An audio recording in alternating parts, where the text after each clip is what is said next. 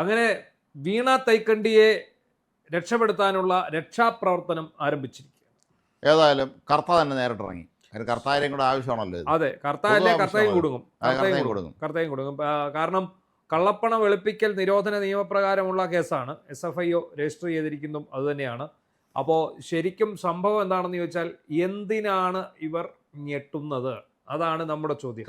ഇവരുടെ ആവശ്യം എന്താണെന്നറിയാമോ? ED അന്വേഷണം തടയണം. എന്തിനു തടയണം? ഇപ്പൊ SFIO അന്വേഷണം തടഞ്ഞിട്ടിരിക്കുക. SFIOയുടെ റിപ്പോർട്ട് അതിനെ കോടതി സ്റ്റേ ചെയ്തിരിക്കുകയാണ്. അതിൽ കുറ്റപത്രം സമർപ്പിക്കുന്നത് സ്റ്റേ ചെയ്തിരിക്കുന്നു. പിന്നെ അപ്പോൾ ആണ് EDക്കെതിരെ സ്റ്റേ ചെയ്യാൻ പോയി. EDയുടെ താൽക്കാലികമായി സ്റ്റേ ചെയ്തിരുന്നു. അതിനുശേഷം ഇത് സ്റ്റേ കഴിഞ്ഞ 26-ാം തീയതിയാണ് ഹൈക്കോടതി വെക്കേറ്റ് ചെയ്യുന്നത്. ഏതായാലും കർത്തയെ സംബന്ധിച്ചിടത്തോളം ഇത് മുഖ്യമന്ത്രിയുടെ മകളെ രക്ഷിച്ചെടുക്കുക എന്നുള്ളൊരു ഉദ്ദേശം ഇതിനുണ്ട്. കാരണം അവരെല്ലാം ഒറ്റക്കെട്ടായ ഒരു ഇതിൽപ്പെട്ടവരാണല്ലോ, ഒരു ബന്ധുക്കളാണല്ലോ ഫലത്തിൽ. അല്ല, ഇപ്പൊ ഇതിനകത്ത് ഒരു ഗുണമുള്ളത് എന്താണെന്ന് അറിയാമോ? ഇപ്പൊ കർത്തയാണല്ലോ പോയിരിക്കുന്നത്. അപ്പൊ മുഖ്യമന്ത്രിയുടെ മകൾ പോയിട്ടില്ല. അപ്പൊ ഞങ്ങൾ നെഞ്ചും വിരിച്ചു പറയാം, ഞങ്ങൾ പോയിട്ടില്ല, ഞങ്ങളുടെ കൈകൾ പരിശുദ്ധമാണ്. ഏതന്വേഷണം വന്നോട്ടെ, ഞങ്ങൾ കാർ തല്ലി പൊട്ടിച്ചോളാം, ED ഉദ്യോഗസ്ഥരെ തല്ലിക്കോളാം, ഞങ്ങൾക്കതൊരു വിഷയമല്ല എന്നാണ് അതിന്റെ അർത്ഥം. പക്ഷേ കർത്ത ഓടിയിരിക്കുന്നത് പിണറായി വിജയനെയും മകളെയും സംരക്ഷിക്കുന്നതിന് വേണ്ടിയാണെന്നുള്ളത് വ്യക്തമാണ്. അവർ തമ്മിലുള്ള ബന്ധം അതാണ്. കഴിഞ്ഞ ദിവസം നമ്മൾ ചർച്ച ചെയ്യുമ്പോൾ പറഞ്ഞൊരു കാര്യമുണ്ട്. ഈ 2 ദിവസം അവധി കണക്കാക്കിയാണ് ED പെട്ടെന്ന് റെയ്ഡ് നടത്തിയത്. അതെ, അതല്ലെങ്കിൽ അവർ കോടതി പോകും. അതുകൊണ്ടാണല്ലോ ഇത് അന്ന് രാത്രി തന്നെ, അന്ന് ഉച്ചയ്ക്ക് രാവിലെ 10-11 മണിയാകുമ്പോഴാണ് ഈ സ്റ്റേ വെക്കേറ്റ് ചെയ്യുന്നത്. അതെ, ഉടൻ തന്നെ ഇവർ നടപടിക്രമങ്ങൾ ആരംഭിച്ചു. ED എറണാകുളത്ത് പിന്നെ എന്താ കൊച്ചി റീജിയണൽ ഓഫീസിൽ നീക്കം ആരംഭിക്കുന്നു. ഉടൻ തന്നെ എല്ലാവർക്കും മെസ്സേജ് പോകുന്നു. എല്ലായിടത്തേക്കും ഉദ്യോഗസ്ഥന്മാർ വിന്യസിക്കപ്പെടുന്നു. രായ്ക്ക് രാമാനം പിറ്റേന്ന് വെളുപ്പിനെ 5 മണിയായപ്പം പിണറായി വിജയൻ വീട്ടിൽ. അപ്പോൾ ഇന്നും പത്രസമ്മേളനത്തിൽ പിണറായി വിജയൻ വിളിക്കുന്ന ED പ്രതികാരം ചെയ്യുന്നെന്നോ എന്താ പ്രതികാരം ചെയ്യാൻ പിണറായിയുടെ അടുത്ത് ഇതിൽ ഒരു സാമ്പത്തിക ക്രമക്കേട് നടന്നിരിക്കുന്നത് അതേക്കുറിച്ചുള്ള അന്വേഷണമാണ് നടത്തുന്നത്. അത്രയേ ഉള്ളൂ. അവർ വന്നിട്ട് വീണ കുറ്റക്കാരിയാണെന്നും പറഞ്ഞിട്ടില്ല. കോടതിയിൽ ആണെങ്കിൽ നിരവാദം തെളിയിക്കാം. പക്ഷേ ഈ ഭയക്കുന്നത് എന്തിനാണ്? മടിയിൽ കനമുണ്ട്. മുഖ്യമന്ത്രി പറയുമല്ലോ, മടിയിൽ കനമുള്ള തന്നെ പേടിക്കേണ്ടതില്ല, മടിയിൽ കനമുണ്ട്. ഇപ്പോൾ ഇന്നിപ്പോ പ്രതിപക്ഷ നേതാവ് എന്നുള്ളതിൽ പുള്ളിയുടെ ആദ്യ പത്രസമ്മേളനമുണ്ട്. അത് കണ്ടായിരുന്നു. അപ്പൊ പുള്ളി വളരെ ചിരിച്ച്, വളരെ കൂളായിട്ട്, വളരെ റിലാക്സ്ഡ് ആയിട്ടൊക്കെയാണ് സംസാരിക്കുന്നത്. കാരണം മുഖ്യമന്ത്രി ആയിരിക്കുന്ന സമയത്ത് ഇയാളുടെ കൃത്രിമ ചിരിയായിരുന്നു. അത് നമുക്കറിയാമല്ലോ, തന്നെ ചിരിക്കുന്നതും നമ്മൾ ഇക്കിളി ഇട്ട് ചിരിപ്പിക്കുന്നതും തമ്മിലുള്ള പോലെ ഉള്ള ചിരിയായിരുന്നു. ഇന്ന് വളരെ ജോളിയായിരുന്നു. അപ്പം അതിനകത്ത് ഏറ്റവും രസകരമായ കാര്യം എന്താണെന്ന് ചോദിച്ചാൽ, അദ്ദേഹം പറഞ്ഞിരിക്കുന്നത് വീണ തൈക്കണ്ടിയുടെ ഒരക്കൗണ്ട് മരവിപ്പിച്ചു. അതെന്തുകൊണ്ടാണ് ആ ഒരക്കൗണ്ട് മരവിപ്പിച്ചത്, സമ്മതിച്ചത് എന്ന് അറിയാമോ? എന്താണാവോ? അതായത് 242 അക്കൗണ്ടുകളിലായിട്ട് 18.36 കോടി രൂപ മരവിപ്പിച്ചു എന്ന് ഒരു വാർത്ത കഴിഞ്ഞ ദിവസം വന്നിട്ടുണ്ട്. അത് 242 വീണയുടെയാണെന്നുള്ള തരത്തിലാണ് വാർത്ത കൊടുത്തത്. കാരണം അതിനകത്തൊരു ക്ലാരിറ്റി കുറവുണ്ട്. എന്താണെന്നറിയാമോ? അത് ഇന്നലെ ED ഇറക്കിയ പത്രക്കുറിപ്പിലാണെങ്കിലും അല്ലാതെ നമ്മുടെ മാധ്യമങ്ങൾ EDയുടെ ആ പത്രക്കുറിപ്പിൽ പോലും അതിനൊരു വിശദീകരണം ഇല്ല. ആകെ 242 അക്കൗണ്ടുകളിലായിട്ട് 18.36 കോടി രൂപ മരവിപ്പിച്ചു എന്നാണ് അവർ പറഞ്ഞിരിക്കുന്നത്. 242 അക്കൗണ്ടും വീണയുടെ ആണെന്നുള്ള രീതിയിലാണ് വാർത്ത വന്നത്. അത് സാധ്യമാണോ? CMRലുമായിട്ട് ബന്ധപ്പെട്ട 242 അക്കൗണ്ടുകളാണ്. അതായത് വീണയുടെ കാണാം, ശശിധരൻ കർത്താടെ കാണാം, CMRലിന്റെ കാണാം. കാശ് കൊടുത്തവരൊക്കെ കാണുമല്ലോ. അല്ല, ഇതുപോലെ തട്ടിക്കൂട്ട് കമ്പനികൾ ധാരാളം ഉണ്ടല്ലോ, അതിലെതിരെയൊക്കെ കാണും. അപ്പൊ എന്താണെങ്കിലും ശരി, അതിനൊരു ക്ലാരിറ്റി വരുത്തുക എന്ന ലക്ഷ്യത്തോടെയാണ് ഇന്ന് പിണറായി വിജയൻ പത്രസമ്മേളനത്തിൽ ഒരക്കൗണ്ട് മരവിപ്പിച്ചു എന്ന് പറഞ്ഞാൽ ആ അക്കൗണ്ടിൽ 1.5 ലക്ഷം രൂപയേ ഉള്ളൂ എന്നും പറയുന്നു. അപ്പോൾ എനിക്ക് മനസ്സിലാകാത്തൊരു കാര്യം, പിണറായി വിജയൻ്റെ മരുമകനായിട്ടുള്ള മുഹമ്മദ് റിയാസ്, അദ്ദേഹം തെരഞ്ഞെടുപ്പിന് നൽകിയ സത്യവാങ്മൂലത്തിൽ ഒരു സ്പൗസിൻ്റെ ഡീറ്റെയിൽസ്, സാമ്പത്തിക കൊടുത്തിട്ടുണ്ട്. അപ്പോൾ ഈ 2016 തൊട്ട്, അതായത് പിണറായി വിജയൻ 2016 എന്ന് പറഞ്ഞാൽ പിണറായി വിജയൻ്റെ പിണറായി യുഗം ആരംഭിക്കുന്ന ദിവസമാണ്. ഈ പിണറായി യുഗത്തിൻ്റെ തുടക്കം തൊട്ട് 1ാം പിണറായി സർക്കാരിൻ്റെ ഒടുക്കം വരെയും അതിനുശേഷം 2ാം പിണറായി സർക്കാരിൻ്റെ കാലത്തും ഇവിടെ കൃത്യമായി പണം വാങ്ങിയിട്ടുണ്ട്. ഞാനിപ്പോൾ SFIയുടെ റിപ്പോർട്ട് ഇങ്ങനെ വായിച്ചുകൊണ്ടിരിക്കുകയാണ്, എടുത്തു നോക്കിക്കൊണ്ടിരിക്കുന്നത്. കോടതി കൊടുത്തിരിക്കുന്ന ആ റിപ്പോർട്ടാണ്. അതിനകത്ത് അവർ കൃത്യമായി കാര്യം പറയുന്നുണ്ട്. അതായത് വീണ തൈക്കണ്ടി എന്ന് പറയുന്നയാൾ ഒരു പണിയും ചെയ്യാതെ ഈ പറയുന്ന 2.78 കോടി വാങ്ങിയിരിക്കുന്നു. അത് കൂടാതെ ഈ കർത്തായുടെ ഒരു ഫിനാൻഷ്യൽ കമ്പനിയുണ്ട്, 50 ലക്ഷം രൂപ അവിടെ നിന്ന് വായ്പ എടുത്തിരിക്കുന്നു. അതും 2 ഘട്ടമായിട്ടാണ്. അതായത് 25 ലക്ഷം രൂപ ആദ്യം കൊടുക്കുന്നു. അത് കൊടുക്കുന്നതിൻ്റെ അടുത്ത വർഷം ഇതേ ദിവസം തൊട്ട് 12% ആനുവൽ പലിശ, വാർഷിക പലിശയ്ക്ക് പൈസ തിരിച്ചടയ്ക്കണമെന്നാണ്. അങ്ങനെയാണ് 25 ലക്ഷം രൂപ.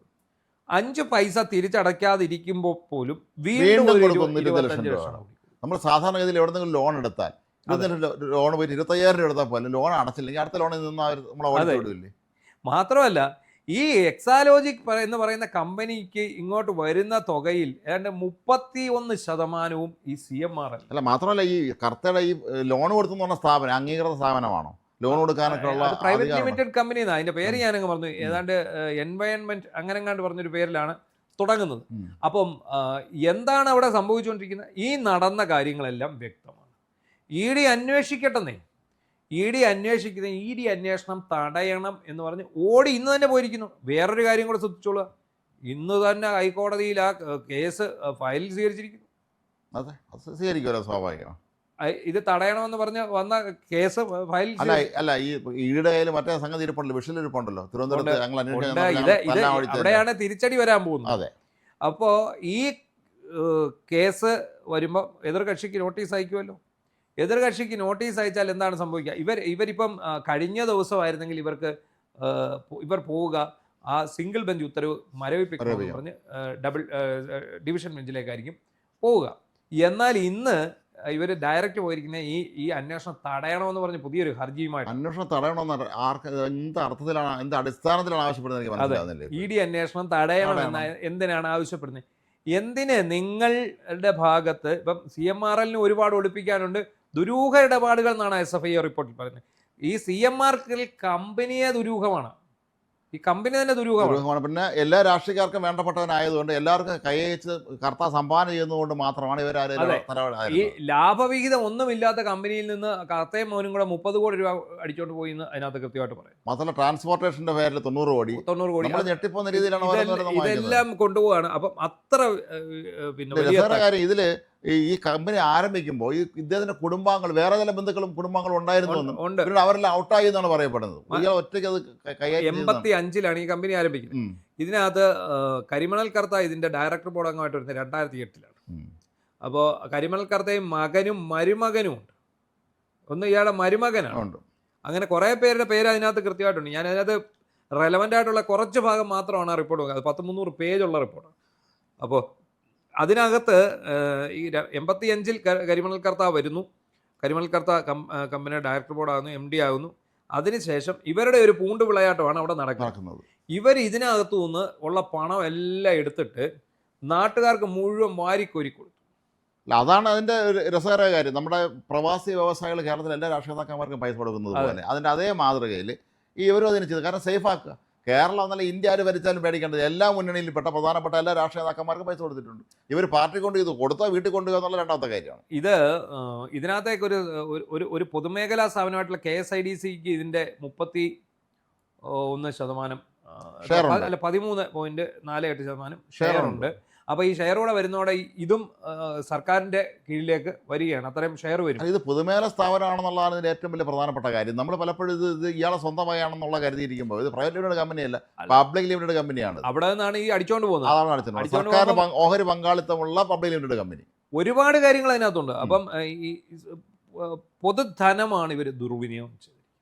ഇത് പിണറായി വിജയൻ്റെ മകൾക്ക് പുട്ടടിക്കാനായിട്ടാണ് ഈ കമ്പനി പോലും നടത്തുന്നത്. ഈ CMRL എന്ന് പറയുന്ന കമ്പനി പോലും നടത്തുന്നത് എന്ന് വേണം കരുതാൻ.